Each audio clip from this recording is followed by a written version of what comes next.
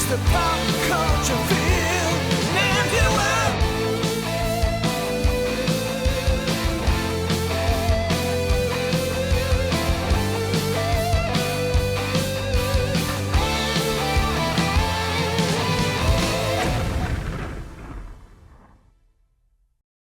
All right, man, I'm super excited about this one just because I have been playing Shadow of War religiously That's for awesome, like the past.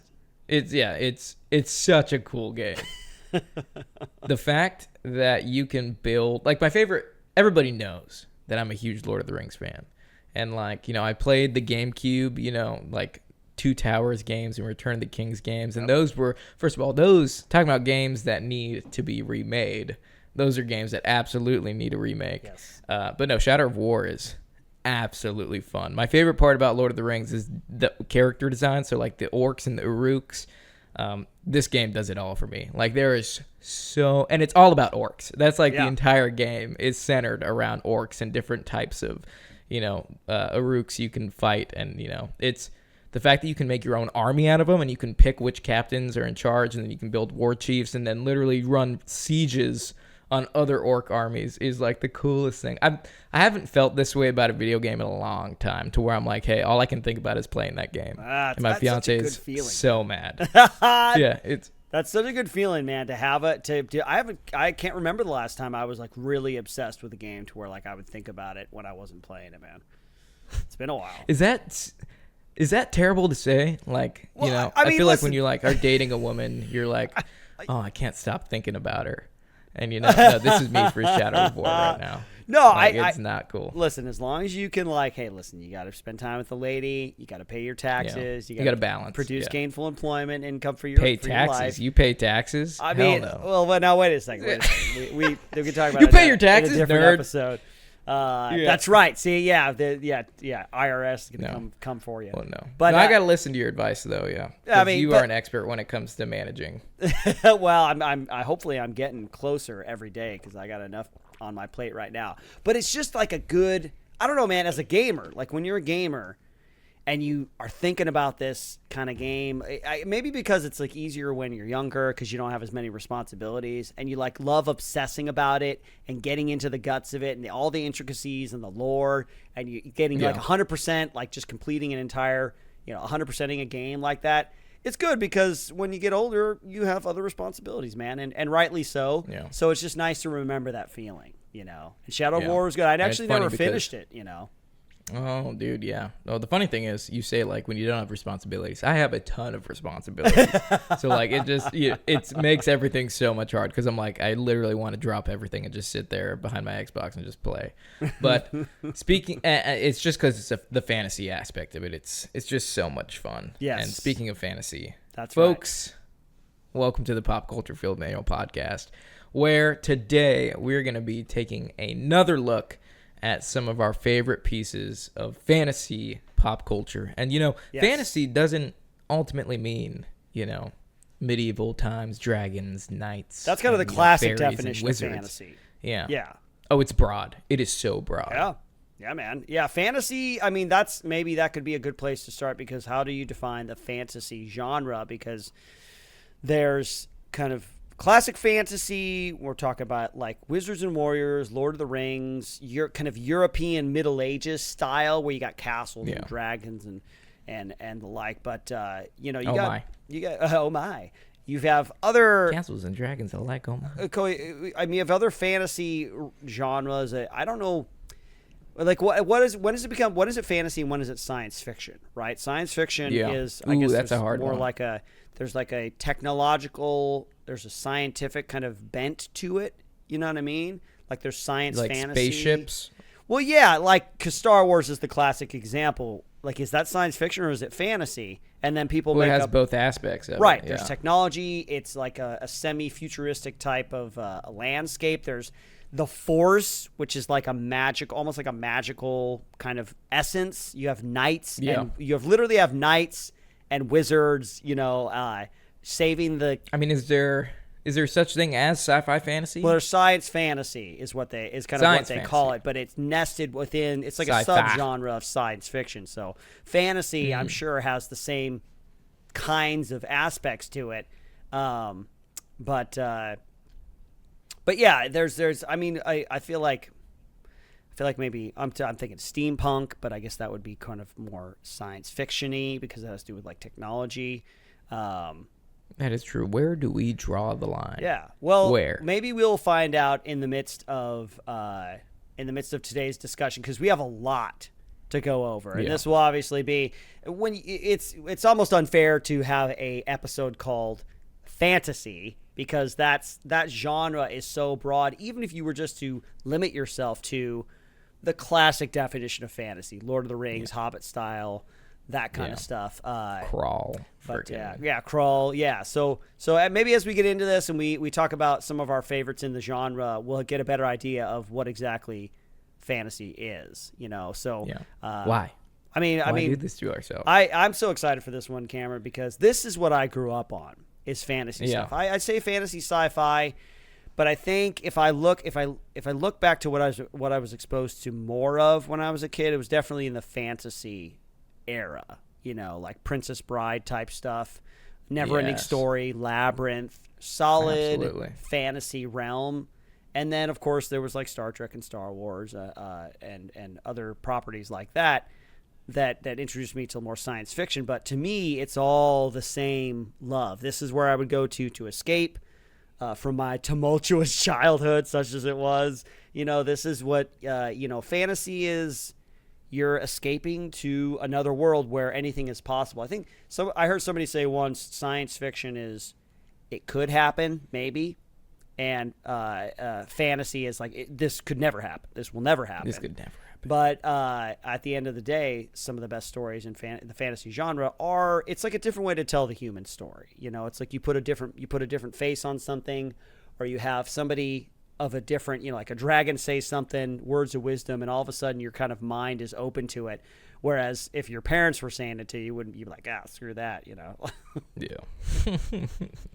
Well, let's get into it, man. Let's waste no time here because I know you're excited. Your epic intro here to why it's so important to you, I feel just the same because that was my childhood too. Yeah, I remember running around my backyard with like blocks of wood, thinking that they were giant swords, and I'd be like fighting the invisible enemies that inhabited my backyard. Yeah. So yeah, man, I got into archery because like I love the fantasy so much. I remember when I was a kid, my first bow, I was given it on Christmas, and my parents, instead of, putting from Santa, because they when you're young, you have like your basic presents there, and then you wake up and there's more presents, and they're not from the family members or from Santa. My presents was from Legolas, Aragorn, and Gimli. What great parents! What a great parental thing. Yeah, good, solid move, right? Yeah, so I got my first bow from Legolas. It was awesome. Yeah, that's cool, man. Well, why don't I kick this off? I'm actually going to start more current to my life nowadays, and then maybe I can move backwards down my list. But Diablo 4, man, I'm playing it on stream. Okay. And tell me about it. I'm like on the edge of buying it right now. If you are looking for, it's a grind, right? It's a grindy type game because it's a hustle game. Massive open world. You can kind of stick to the main story. You can do all sorts of side missions. But the whole point is building up your character, grinding for that cool gear, those abilities, leveling up, and unlocking all of your abilities and your. I got a necromancer. My favorite part about the necromancer is that you can summon undead minions. So I've got like these 9 minions, like a couple skeletal soldiers and a couple skeletal mages, and I'm like walking around with my skeletal posse. Your personal security detail, your PSD element of the undead. It's true. Yeah, that's right. Cool. It's great, man, because I remember the original Diablo from back in the day, back in the 90s. Such a great experience. You're in the town of Tristram, and you're the adventuring warrior. You've heard of the legend of Diablo down in the depths, and you go to try to defeat him. And every level that you go down, like every 5 levels or so, the scenery kind of changes. It gets more and more demonic and more hell-like, and you encounter all sorts of people on their own little adventures along the way.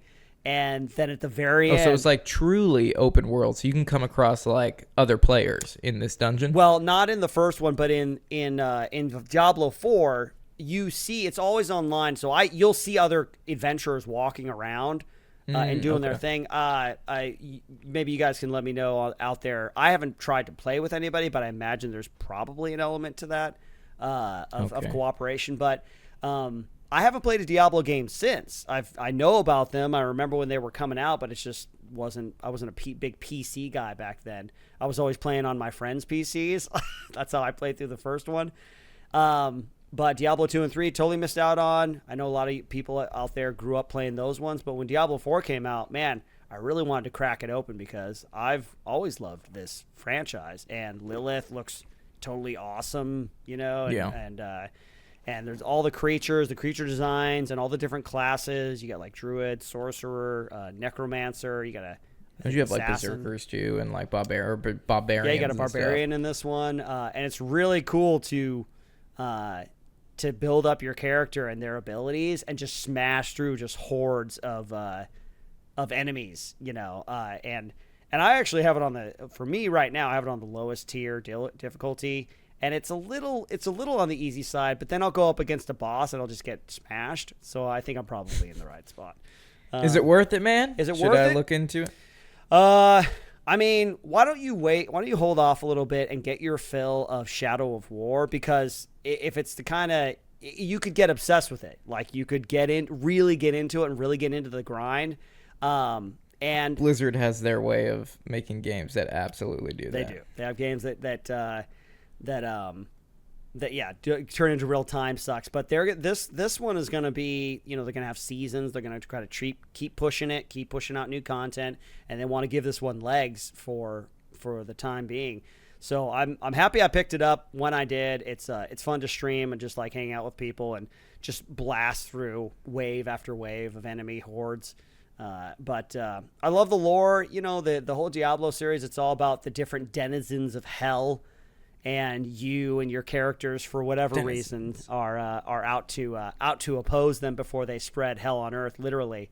And so yeah, I'm happy that they spent as much time on it as they did. It's really good out of the gate. I got into it a couple weeks after the initial release, so maybe there were some bugs that they had to work out. But for me, I've only ever had like one instance of dropping off, like losing my online connection to the game and having to start over. But it's been... Well, that's my hesitation, man. I feel like the more I wait, the longer I'm giving other players to like get the head to get like the advantage, and then I'm just gonna come in and just get absolutely smashed. Because is there like a PvP element to it?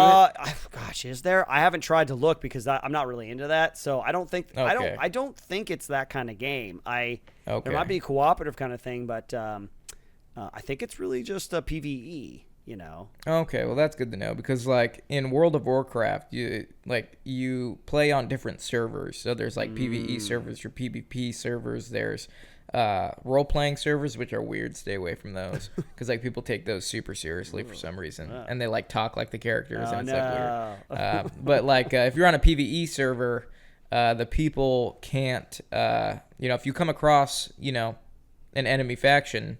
Like, say you're playing Alliance or you're playing Horde and you come across an Alliance character. Like, in PvE, you can't just attack them right away. Like, you need to challenge them to a duel. Like, it says their enemy faction. Like, all the PvE characters on the Alliance side will attack the opposite side, but you can't unless they change their status to PvP. So, like, you can switch it on and off to be attacked by, open people. But that's lame. So, you play on PvP servers, and, like, people from higher levels with like that are all geared out will come back to lower level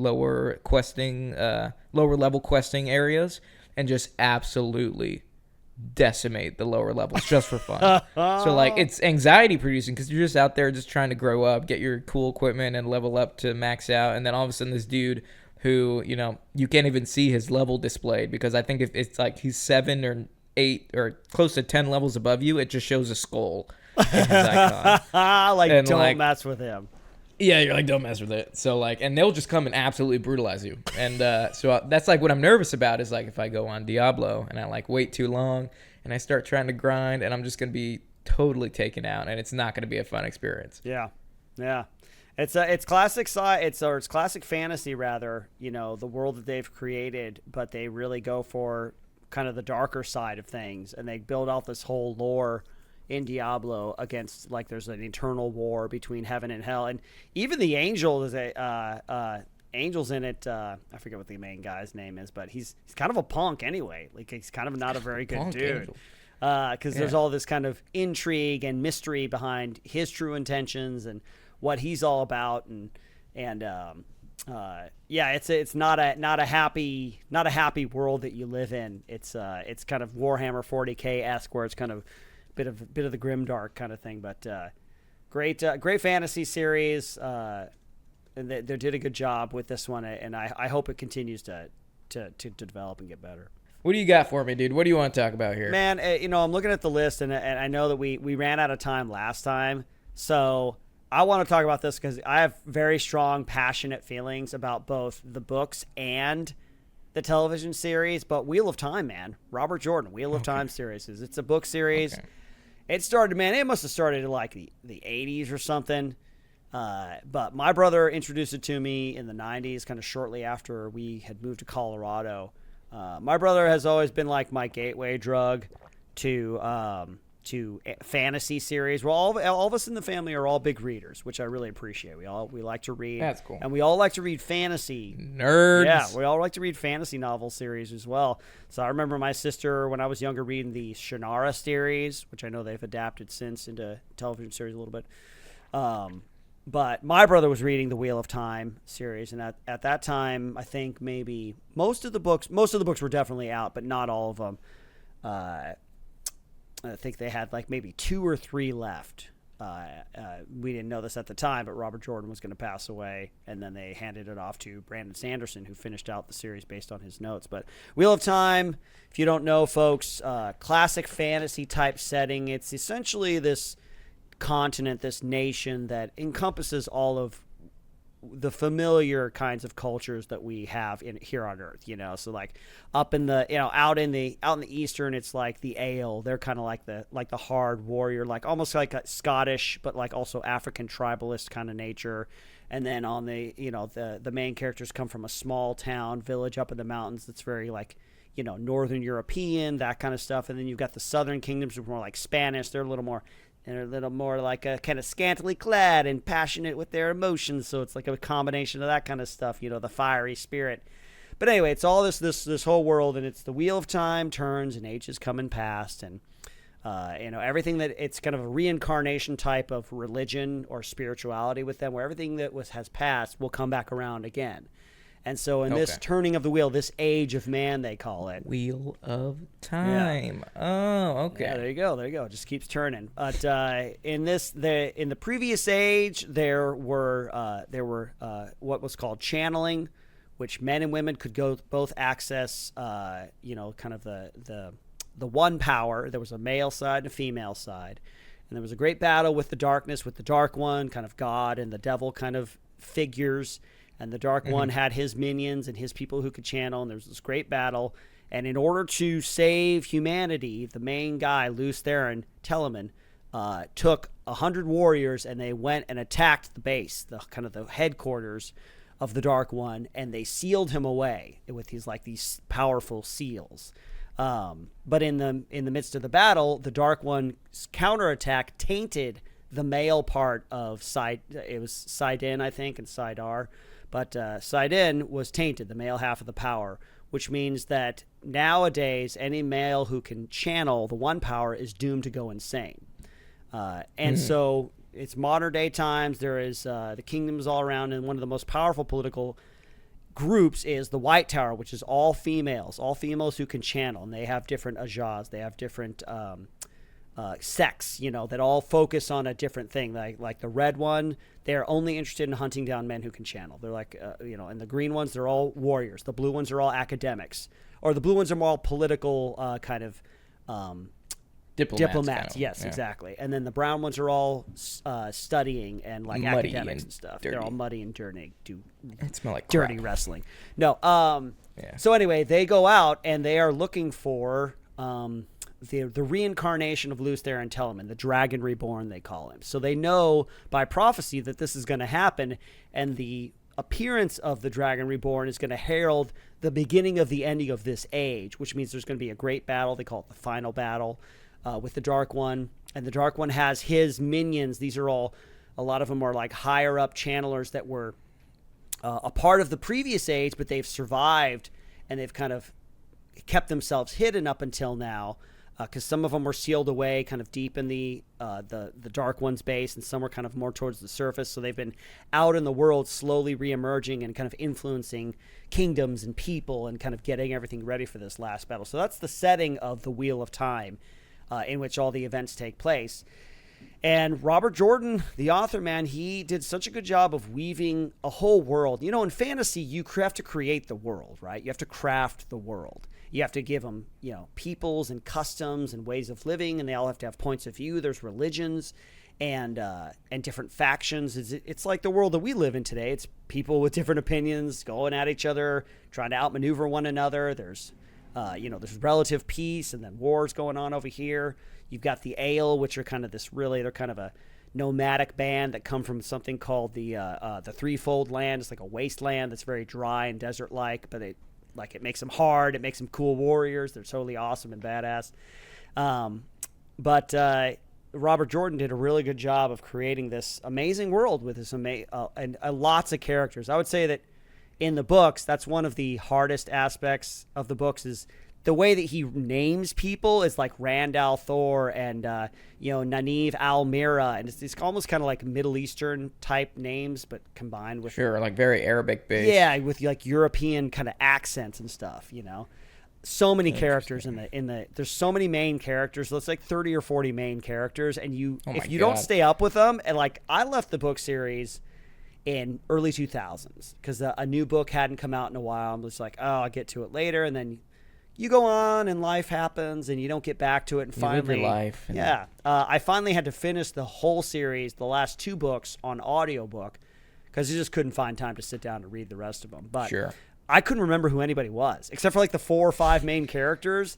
I'm like, I know who that is, but I don't know who this is over here. But man, so such a good job of keeping all that straight. And then hats off to Brandon Sanderson. He's an author who was hired or brought in, and he had all the notes, of Robert Jordan. I think he was getting sick, and I think he laid out how everything was going to happen or what was going to happen, but it was Brandon Sanderson's job to kind of weave it all together and finish it out. And I thought he did a really good job. So now here we are a couple years ago. I forget when it happened, but the Wheel of Time series from Amazon comes out, and we live in a time where the values of the producers of these TV series and these shows are slightly different maybe than filmmakers and television show producers of times past.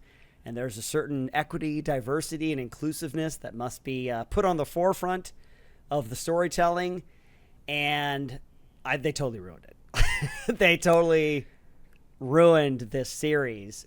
And it's sometimes, if you change a character's skin color, or if you change their gender or their sexuality, it's like not a big deal, because we know, or at least I think people that are pretty good at writing, that a character, what comprises a person's character is the values they have, like the choices they make, the adversity that they overcome.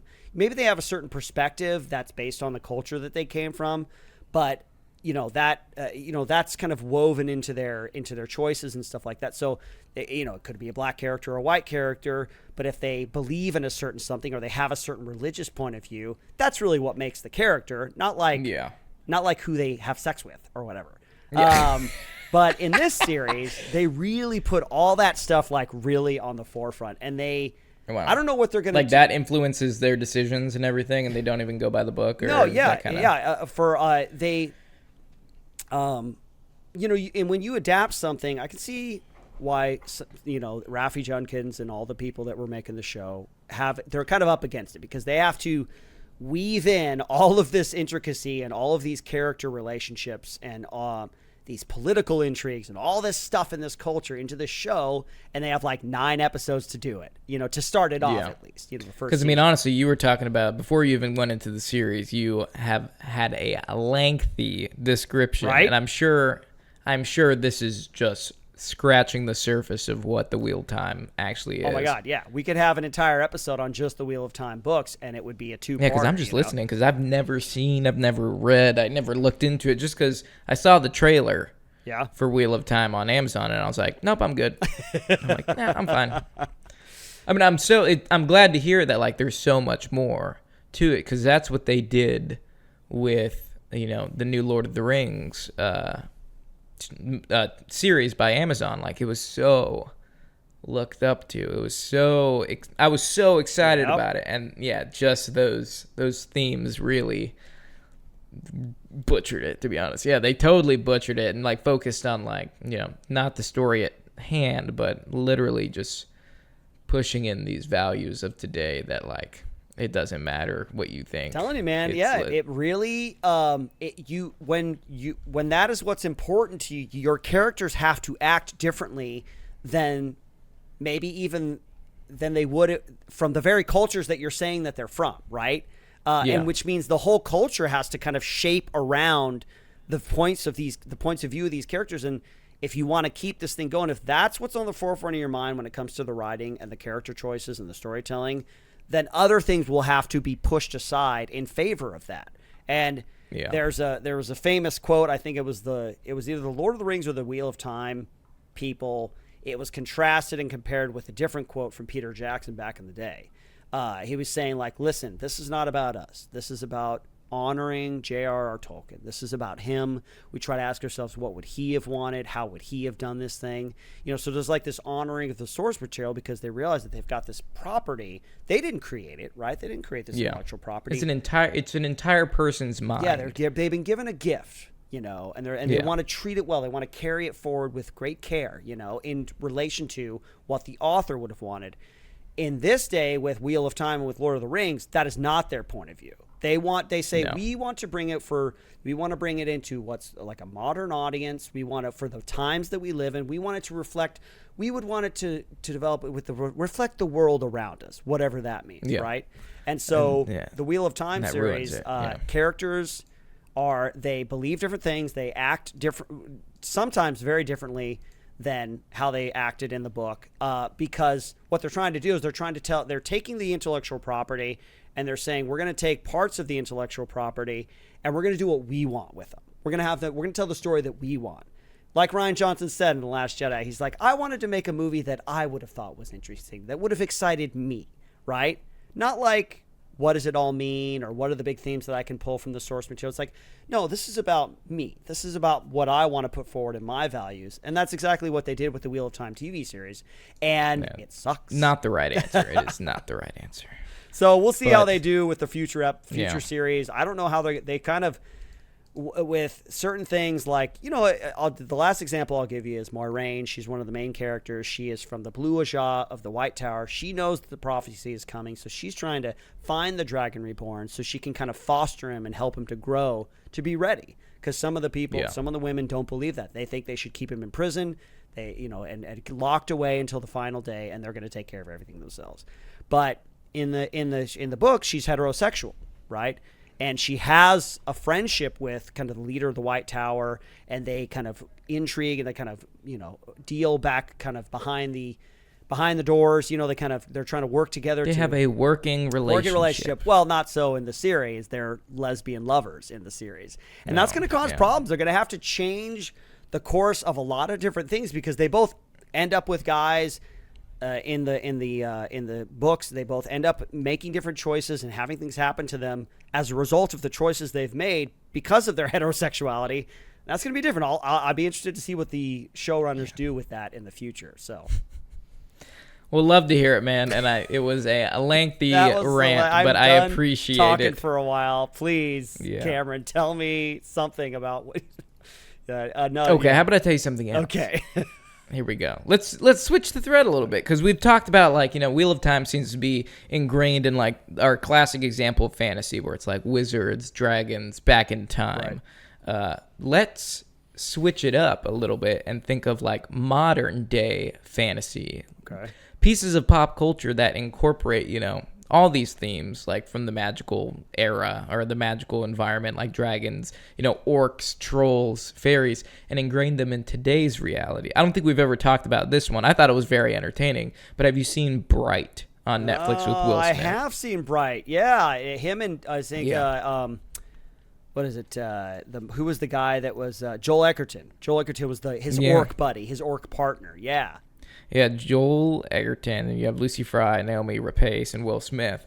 I think this one was an excellent idea of a movie. You have Los Angeles, but, fairies, orcs, all these races exist in our time period. And what would it be like in modern times if they continued? Because we've seen all these pieces of pop culture where, it's all medieval times. Yeah.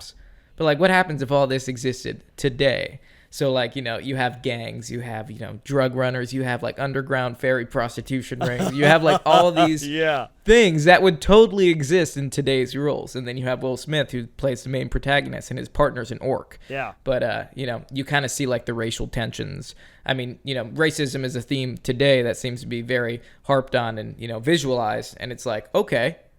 Well, it would be way worse if, like, we didn't just have different skin colors. We had different actual races. Like, actual races, Like, how, obviously the orcs are more brutal than humans. Like, obviously they wouldn't like humans because, they stink. They don't have freaking, they're not as strong as us. There's, like, superiority complexes coming into play.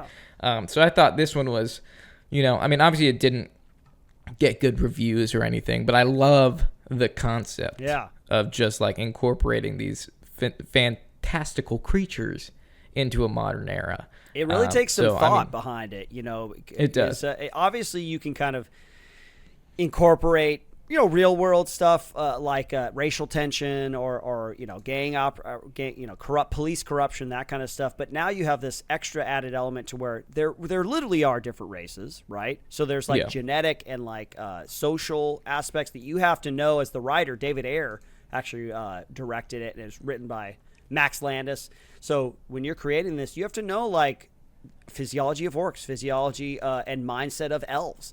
And the fact that magic in this world is real, but it's like illegal. And magic wands are these black market items that can only be wielded by people called brights. That's where they get the word bright from, without dying.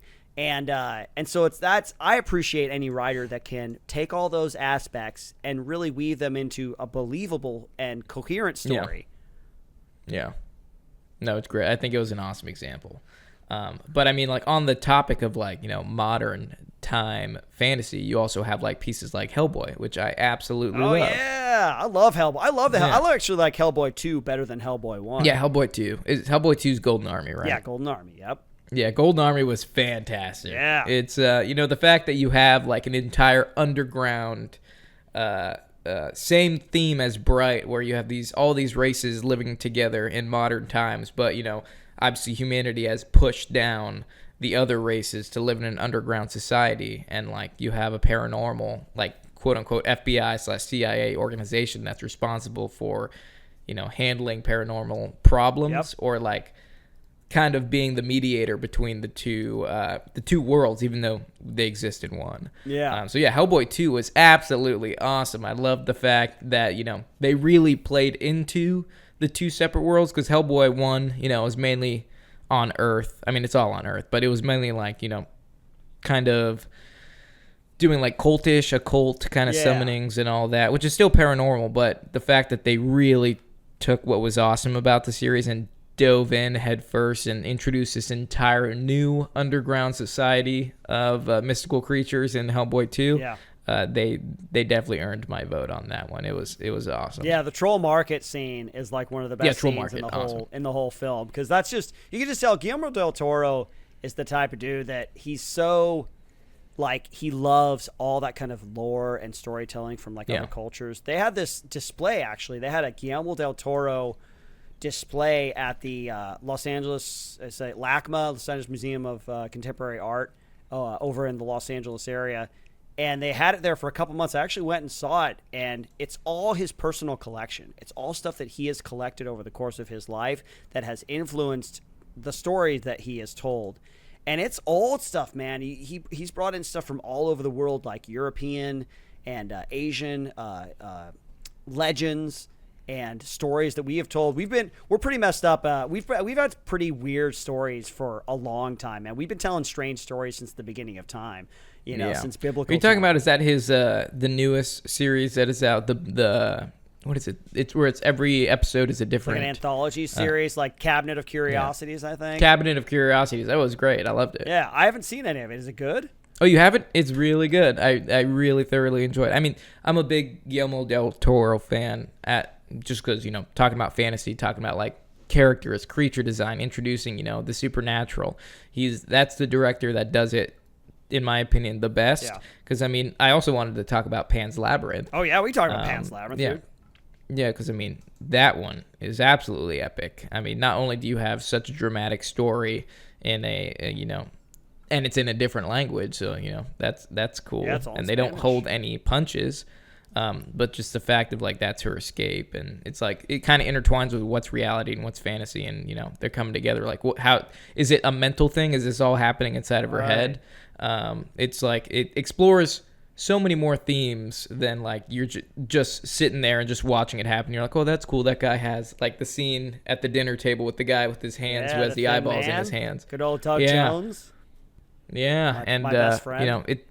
Even if you're not your best friend, you know him. Yeah, I know. This is actually. Oh, you met him once? Yeah. Well, actually, no. I actually know Doug Jones. Like, we haven't spoken in a while. Oh. I don't want to give the wrong impression, but like we were friends. We were hanging out for a while. Like, I would love to hear the story. How'd you meet? How did I meet Doug Jones? Let me take you back, Cameron. Let's go way back to the Wayback Machine. An actual good I met him once Actually, story. Hell yeah. Like we're buddies. Like kind of we just kind of lost touch with each other ever since he got cast in the Star Trek show Discovery.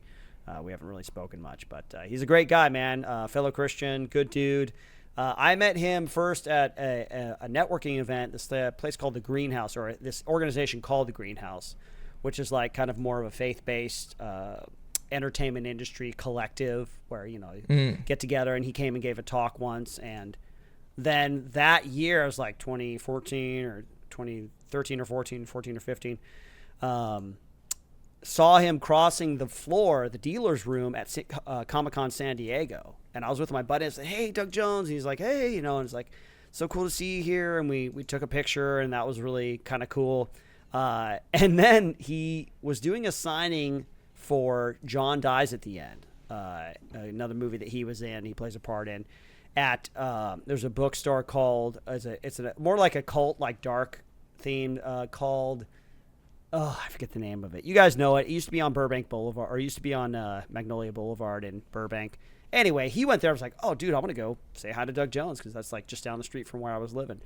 And Dark Delicacies. There you go. Dark Delicacies. So he was there. I was in line, came around, got a copy of the movie, and he's like, hey, how? And he like kind of like, hey, good to see you again kind of thing. He remembered you. Yeah. I'm like, oh my gosh, Doug Jones, it's good to see you. He's like, yeah, man. He's like, hey, let's like hang out.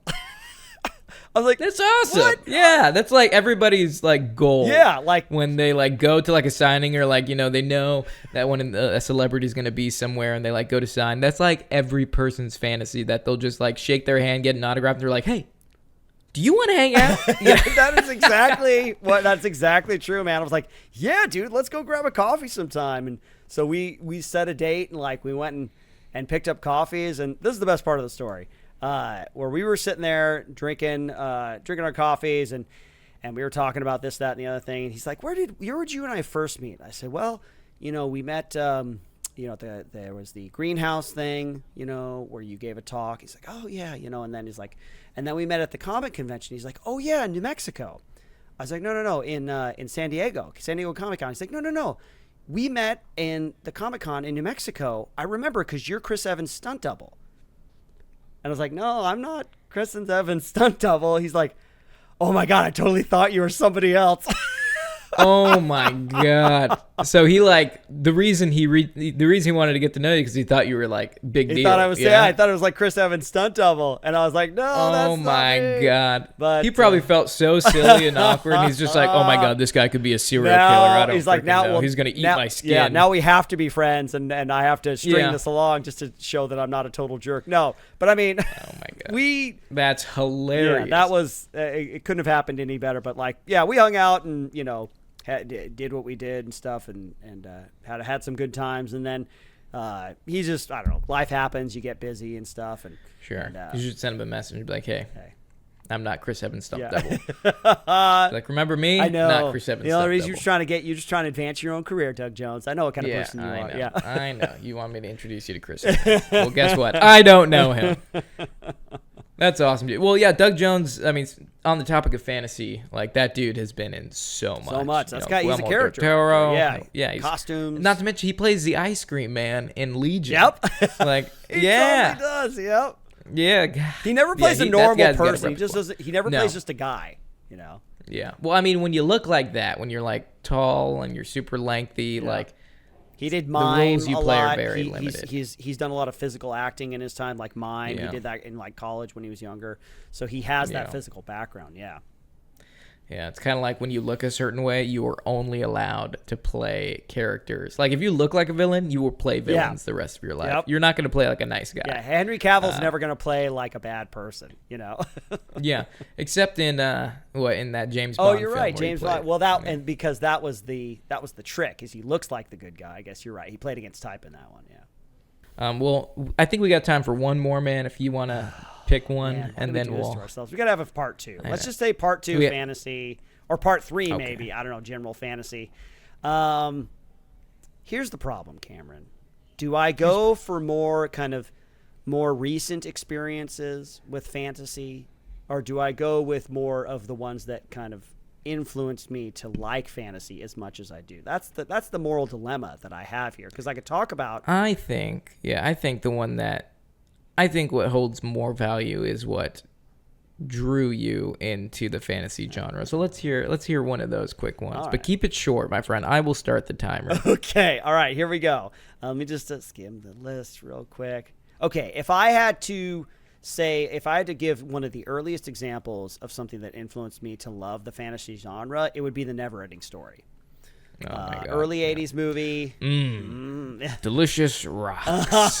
They look like good, strong hands, don't they? That movie's dark. Neverending Story is about a young boy who is having a hard time. His Super mom dark. has died, and his father's not doing a very good job of helping him through it. He goes to school one day, and he skips school, or actually he gets bullied by some kids, and so he runs away and hides in a bookstore, and he finds this book called The Neverending Story. And the dude's like, the guy of the book, he's like, you get out of here. This book is not safe. He's like, what do you mean? He's like, most books, if you read them, you can close it up, and it's fine. And it's not actually happening. And the guy's like, and the old man's like, this book is not safe. This is not like that. It's not that kind of story. And so the kid, of course, steals it and skips school that day and hides in the attic of the school, which I don't know what kind of attic, like this kind of. What school has an attic, man? Yeah, that attic is like super creepy and full of amazing, awesome, like wolf heads and stuff. But and he just reads the story, and it's about this fantasy land where there are all these amazing creatures, very fantasy-like, and there is the child empress who is dying because there's something called the Nothing that is consuming. The Nothing is taking over. Yeah, and it's if you haven't seen it, folks, and you fancy yourself a fan of fantasy movies, this is like one of the foundational cinematic experiences. This is OG of my This is life. OG. Yeah, Neverending Story. Don't watch. Artax! Yeah, Artax. Yeah, you got. Artax! Oh yeah, Atreyu. Yeah, the Atreyu, the child warrior, and then Artax is. That movie's sad and dark and not. There is so much. Yeah, it's supposed to be like a child movie. Yeah, it's supposed to be like a quote-unquote kids movie. Yeah, right. It's not a Yeah, kids right. movie because it's emotionally scarring. Yeah, it is, man. But I guess I can't say too much else without going on a rant. But it impacted me. Like, I will never forget that movie as long as I live. And really good fantasy, really good themes, stories about loss and imagination and belief. Can't recommend it highly enough. That'll be my final entry into this way too short fantasy episode. Yeah. Well, man, I'm glad you got to get all your emotions and your feelings off your chest in this one. I hope everybody enjoyed them. And if you did, send us an email. Let us know what you think about Izzy's emotional journey through this fantasy episode. Hey, do you got anything else you want to say, man? I feel like I talked a lot. You did, but I enjoy your Okay, input. all right, man. I mean, there, like I said, man, there are so many. Like, I can't talk. I already opened with Shadow of War, so and everybody knows Lord of the Rings is my staple for fantasy movies. But I'm glad you ended on the Neverending Story because I rewatched it recently, and it's out there, dude. It's like I gotta watch that movie sometime, yeah, you go watch it again. If you haven't seen Neverending Story and you're grown and you're an adult, it's going to trip you out. It's like, what the hell? This is a children's movie. But no, man, I think we got some really good ones in here. I am happy All right. with If the you're way happy, this one I'm turned happy, out. Okay. But unfortunately, we don't have a fan question for this one, but that's okay because this leaves you, the listener, an opportunity to send us an email to pcfmpodcast@gmail.com or message us on Instagram at pcfmpodcast. Or if you're a loyal patron, you can send us a message through Patreon, and we will put you on an episode and we will answer your question because we appreciate you people. Absolutely. And all the support you've given us so far. But we do have a game, and we always have a game. Yes. So let's just go ahead and get right into the game, Izzy. This game was cooked up especially for Cameron by Chris because he loves him and wants him to succeed. Awesome. I know that is full of false statements because he doesn't love me and he wants to hear me fail miserably. But thanks, Chris. I appreciate I don't know, it. man. Upon a cursory glance and skimming of this game, I think you might do well. This game is called Lord of the Rings or some other thing. Okay, let's do it. I'm going to say a character name, and you tell me if it's from the Lord of the Rings or some other fantasy story. So huge bonus points if you can tell me what any of the non-Lord of the Rings characters are from. So all you have to do is, that's the point is it Lord of the Rings or some other thing? Bonus points if you can tell us exactly where it's from. Okay. We'll see how big of a Lord of the Rings fan I've claimed to be over the years and see how well I can do in this. All right. No pressure. Let's start with the warm-up then. Okay. Morgoth. Morgoth is in Lord of the Rings. He is the big baddie from the First Age, and yeah, he is Sauron's big daddy. Sauron, yeah. Or Saruman or Sauron? He's Saruman and Sauron's big daddy. You were the one that told me about this. I didn't know. I thought Yeah, Sauron Morgoth was is like like the the- dude. No. Sauron is a lieutenant in Morgoth's army. So, like, Sauron is, like, not the big baddie. He's a big baddie in the Third Age because they've defeated Morgoth, so he's pretty much trying to, like, continue it. Yeah. But no, if you go into, like, the Second Age and the First Age, like, Morgoth is the big man. All right, nice. Well, you're on your way, man. Okay, let's start off with the 1st Let's one. see. Starting off strong. Yep, starting off strong. First one, number 1, Aslan. Aslan, he's from Narnia. That's correct. 2 points. Point and a bonus point. Not from Lord of the Rings. He's the lion from Chronicles of Narnia. He is the protagonist of the Good Forces. He is the giant lion that everybody wants to ride. Yeah, good job, man. You're on your way. We're on our way. Let's go to number 2. I don't want to get too, big, full of myself here. I mean, we still got a game to play here. Right, just believe in yourself. Okay. Thranduil. I feel like he is in Lord of the Rings, but not like Yeah, I'm gonna go. I think he's like a secondary character. He's not a main, but he's definitely in Lord of the Rings. You are correct. He's from Lord of the Rings. He's the Elven King and Legolas's father.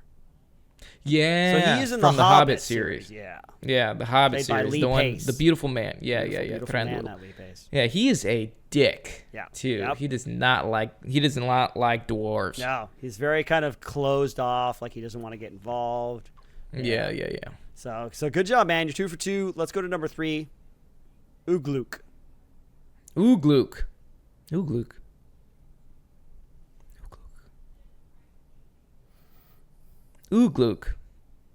This doesn't sound like a Lord of the Rings character. I'm going through all the dwarves. I'm like going, Ugluk. No, I'm going to say it's not Lord of the Rings, but I'm not sure what it's from. Oh, he is from Lord of the Rings. He is Lord of the Rings. What character is he? He's the leader of the Uruk-hai sent from Isengard. He kills Boromir. He's the one that gets killed by... Oh, he is the Uruk-hai. He's in Fellowship of the Ring. Yeah, Fellowship of the His Ring. name is Ugluk? Yeah, Ugluk is his name. Oh, He's never big specifically named in the movies, but I'm sure... You just need to be a super fan to know Ugluk. Okay, now, that's funny because I wanted to get... Originally, when I was like debating my Lord of the Rings tattoos, I was going to get a portrait of him on my forearm. Yeah, wow, yeah. Yeah, I'm actually still planning on getting like an American. I found like this tattoo artist that does Lord of the Ring American traditional tattoos, and they do this like American traditional version of him, and I want to get it on my leg. Nice. I like showed my tattoo artist already, and I'm like, yeah, it's happening. That's awesome, man. Yeah, Ugluk. I didn't know he had a name though. I thought he was just just super ugly and mean. Yeah, he's just a killer. Well, now you know when you get that tattoo, who's going to be on your Yeah, tab. this is Ugluk. He kills Boromir in Fellowship of the Ring, and then he gets beheaded by Aragorn. Nerd. All right, man. You didn't get this one, but you're doing pretty good. Let's go to the next one. Next name is Egwene Alvear. Egwene Alvear. Egwene Alvear. This one doesn't sound familiar either. Egwene Alvear. It does kind of sound elvish, though. I'll give you a hint. We've talked about this before, recently. We've talked about this recently on this episode. Okay, then I'm going to say it's not from Lord of the Rings because we haven't covered a lot of Lord of the Rings on this episode. I'm just going to guess it's from like, it sounds kind of Arabic, so I'll just go with Wheel of Time. You are correct. It is from the Wheel of Time. Egwene Alvear is one of the main characters. The owl and the Alvear is a dead giveaway. Because everybody in that series has like somewhere like Saba Habibi, El Shabab, Habibi. Al that, yeah. Yeah. All right. Al Muhammad. Yeah. Good. Habibi, Shabab. Yeah, Habibi. Good one, man. You're 3 out of 4. Next one, Glorfindel. Glorfindel. It sounds like a mix between a dwarven name and Rivendell. Glorfindel. I'm going to say that's from Lord of the Rings. That sounds pretty Lord of the Ringsy. That is correct. He is from the book Fellowship of the Ring. He's actually the one in the book that saves Frodo from the ring wraiths. Oh. Yeah. So in the movie they changed it to what's her name? The chick. Yeah. Aragorn's love. Yeah, Aragorn's love. Erwin. Yeah. Erwin. No, Erwin? that's a supermarket. Eowyn. Not Eowyn. No. Erwin. Oh, God. Okay. Is Everyone's it? screaming Let's at their see. radios right now. Eowyn. But there's the human girl that falls in love with him who has a similar name. Yeah, she's not cool. Arwen. Arwen. There it is. Yeah, Arwen's badass. But yeah. I'm sorry, everybody. Okay, let's move on. Let's just move on. You are correct. We have 2 more. Celebrimbor. Yeah, he's the creator of the ring. Yeah, he's in the game. He's the guy. He is, you share the Shadow. spirit Yeah. With. Yeah. Yeah, he's your spirit guide. Smith who yeah. forged the Celebrimbor! rings of power. Throw it into the fire! The Bright Lord, as they say in Shadow of War. Yeah, the Bright Lord. Yeah. All right, you got that one, man. We got one left. Here we go. This is for all the marbles. Subutai. This doesn't sound like Lord of the Rings to me. If it is, it's in the books, and I haven't read them in a long time. But I'm going to go, no, it's not in Lord of the Rings, but I don't know what Subutai would be in. Good instincts, man. He is not from Lord of the Rings. He is friend to Conan the Barbarian. He's in the first Conan the Barbarian movie. I am Subutai. He's the thief? and archer. He's his Mongolian-looking friend. Yeah, the one that saves him on the Tree of Woe. I cried in that moment. I love that. Subutai. Yeah, good. So good job, man. You only missed one, man, and that was just because it was book lore, which I can understand. You haven't seen that in a while, but good job, man. You killed it on this one. Thanks, man. If I didn't, I would have to hang myself. And now I really want to go back and read all the books again because there are so many things in the books that like the movies don't encapsulate, and I need to knock out the Silmarillion again. I started listening to it. I know they have. I got to figure out where this is. I keep seeing reels of it. They have Andy Serkis. Reading the Silmarillion. Whoa. And he does it so well. He's so good. Like, he, puts all his effort into reading it. And, I keep seeing these reels of him doing it, and it's honestly epic. The Silmarillion's very long. Yeah. So I, want to find this and listen to it for days, because, it's art. This is, That's like voice acting 101 art. Like this is the standard. But anyways, Yeah. cool. That was a really fun game, man. That's thanks for playing with me. It was fun. And thank you, Chris, for creating a great game for Cameron to just totally. I guess you do love really me. do Yeah. love him, yes. And we love all of you, folks. Thank you for joining us on this amazing episode of fantasy, which is an amazing genre that I love, that Cameron loves. We hope you loved it as well. Let me know what you thought about my Lord of the Rings rant. Or my Wheel of Time rant, rather. Wheel of Time rant, because yeah. I know it's a hot topic. It's hotly contested, so Yeah. I would love to hear your feedback. Hollywood on ruining everything. Diversity at a time. that. One diversity, one inclusion diversity, at a time. inclusivity, and equity at a time. Yeah. Anyway, Well, folks, we hope you had fun, and with that, cue music. See you on the next one.